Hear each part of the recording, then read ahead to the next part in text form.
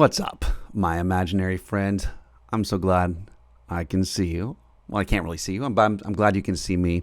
Listen, just having some contemplations on life, on purpose, on how do we do this thing better? How do we live into what we're doing intentionally? And it's interesting.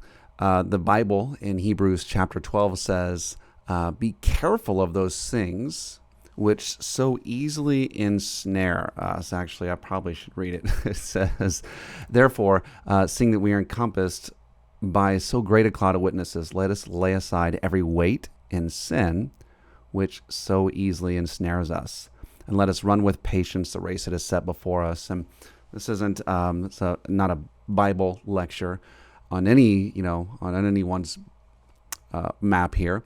What we're talking about is the things that sometimes easily ensnare us. And a lot of times what happens is I believe that we're the ones that oftentimes devise our own traps. And the trap that I wanted to talk about right now is the trap of problems. Right? We all say, "Oh, I have problems. Why can't you do this? It's a problem." Sometimes we show up at work and we're presented with problems. And back in school, right, we'd have to solve problems, word problems. Those were the worst. And I was thinking this morning, I was actually on the way in, and there was a problem that I was trying to solve. And, the idea or the question that I asked myself was like, actually, I think this is a good thing. The thing that I have is a good thing. And the problem with problems is that I feel like that it's almost like there's like a negative feeling towards that. Like I have a problem. It's almost like a tumor or something, right? It's like it's got to be cut off. We got to get rid of it. We want no problems. If you were from the days of back in the 80s in Florida, we had this weird ad. It was for Auto Insurance World. And this guy would drive around in a little car saying, "I ain't got no problems." And I don't know where my brain is going with this problem thing.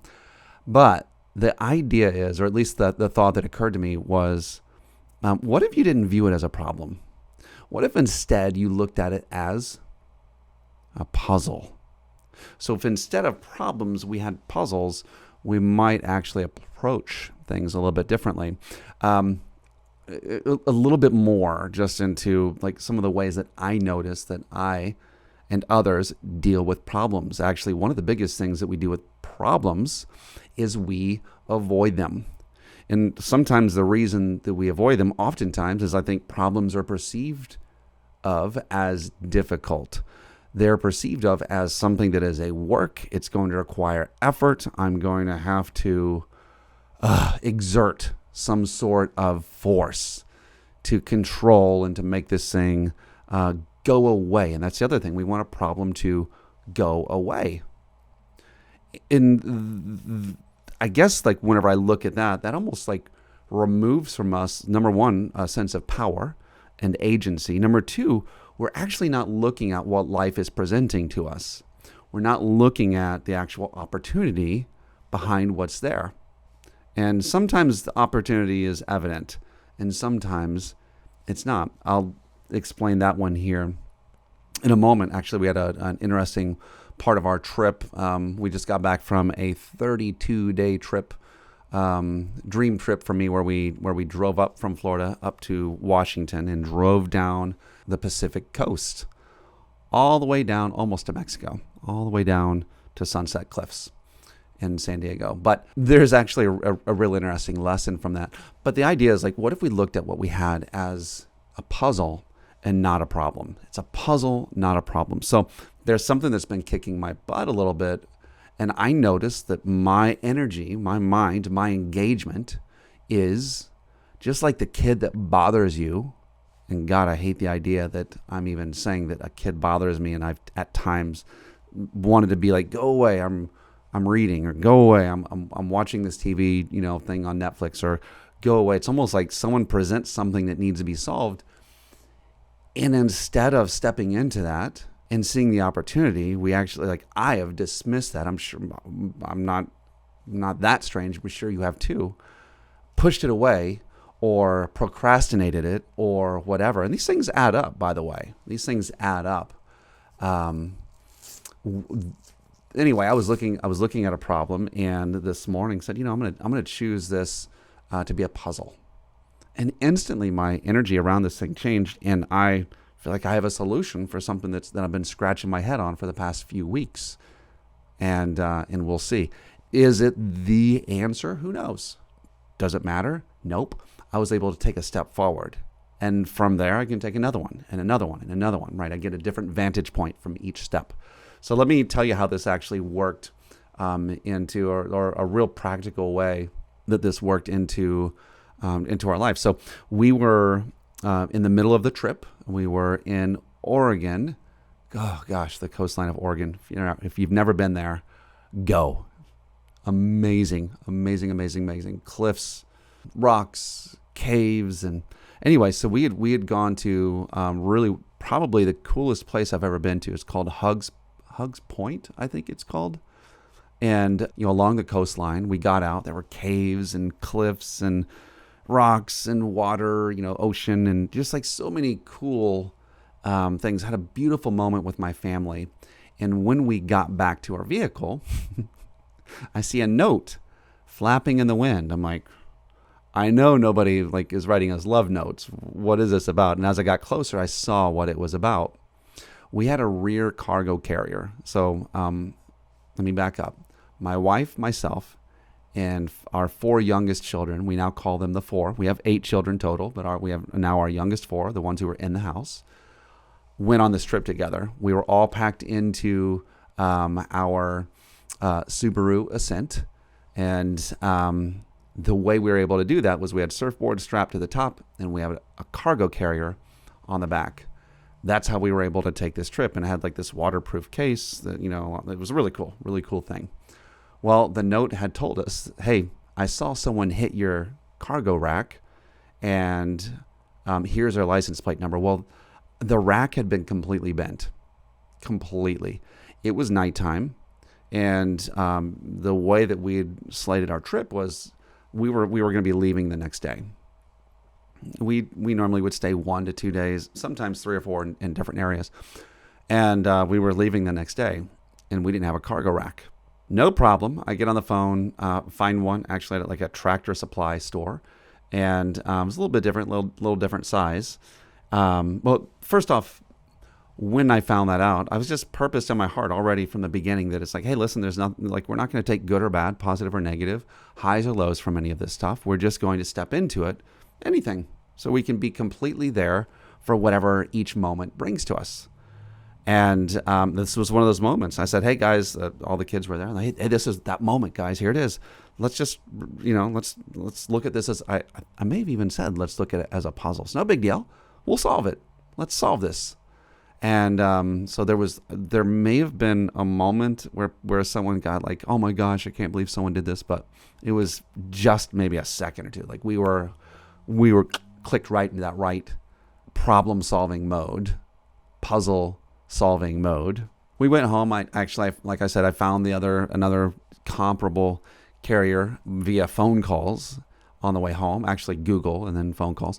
And the next morning, here's the funny thing. So at 8 o'clock, I get the thing, 8 in the morning. They open at 8. I go in there at 8. I zip back to the hotel room. It has to be assembled. It has to be assembled, put together, and I didn't really have time to do it. I had I think 4 coaching calls that morning. And so I went from 9 until I think checkout was at noon or 1. So I went from however long that was. I stopped. I finished, and we were delayed a little bit because the boys were putting it together. I come out, looked sound, felt sound. I mean, it was done. So took a little bit of extra time to pack. It put us behind just a wee bit. Great spirits, great attitude. We get out, we get on the road. And problem solved, puzzle solved. Well, okay, cool. That in and of itself is cool. Here's what happened, the net result of it. We were driving. We ended up we get to a place called, it was just misty and gray and foggy, but beautiful and kind of eerie and spiritual. Just a neat place. We pulled over for a rest in a place called Depot Bay. Depot Bay. And if you're in Oregon, I guess it's like a good place to go to. We didn't know this, but we pulled off, happened to be tired, pulled off. And the moment we got out and approached the overlook area, there's lots of overlooks on the coast, go there. We approach the overlook area and we see a massive gray whale breaching at that moment, and spraying his breath, and we're like, whale, and we all are just sitting there mesmerized by this thing. We watch it, and we watch where it's going, and it comes up. This thing is literally, I wouldn't say playing because I don't know like what that would look like, but it's in our area for 30 minutes. We get close. I was within 20 feet. I have a video of myself kind of like doing one of those numbers here, as I'm next to the whale. It's just such a beautiful moment. And that moment would never have come, timing-wise, if it hadn't been for the problem that we let become a puzzle.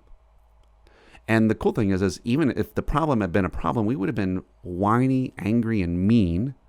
Do you know what I mean? Like, it's like those things can like have the negative domino effect, and we were able to move on beyond that. It was such a neat experience, and it's almost spiritual for us to see this massive, beautiful creature, and we felt so privileged to be there at that moment. And it's interesting because yesterday I was sharing that story with someone, and I was thinking, well, I just now remembered we were actually going to book a whale charter where we're going to go see whales. Us seeing this, like after we had been with this whale, we were completely saturated. We were like, there's no way that we're going to get anything cooler than this. This was perfect. Thank you, God, right? We were done with it. And it satisfied our appetite. Well, I think the charter was $120 per person that we were going to go out. It also would have cost a whole, like almost a half a day. So we would have been out for another day longer. So it's a hotel stay. So the reality was, I think we paid $200 or $300 for the carrier, and but we saved like $700 or $800 in the fees that we would have paid for this. So even like financially, the part where you would have said, "Oh, that's an obvious loss," it actually wasn't. And so if you can embrace things as a puzzle, not a problem, I think that you can first off, you can be more alert, aware, and joyful in each situation. That's what we were able to do. And next off, I think you're more able and capable of entering into that place where all things work together for your good. And so, just a thought for you. Let's get those little traps out of the way. And I think letting things be a problem, whether it's kids or things at work or this person or this relationship or this, like, honestly, there's like, we have a tax problem, but now I'm looking at this tax problem is not a tax problem, but a tax puzzle. And I feel like I can now engage with this thing. So anyway, hopefully this helps you out there in what you're doing. If you're someone that needs help reframing, DM me and let's chat about turning maybe a net negative into something that is actually your unfair advantage. Bye for now. Check me out on DonnieTuttle.com. Get some more resources, and catch you on the next one.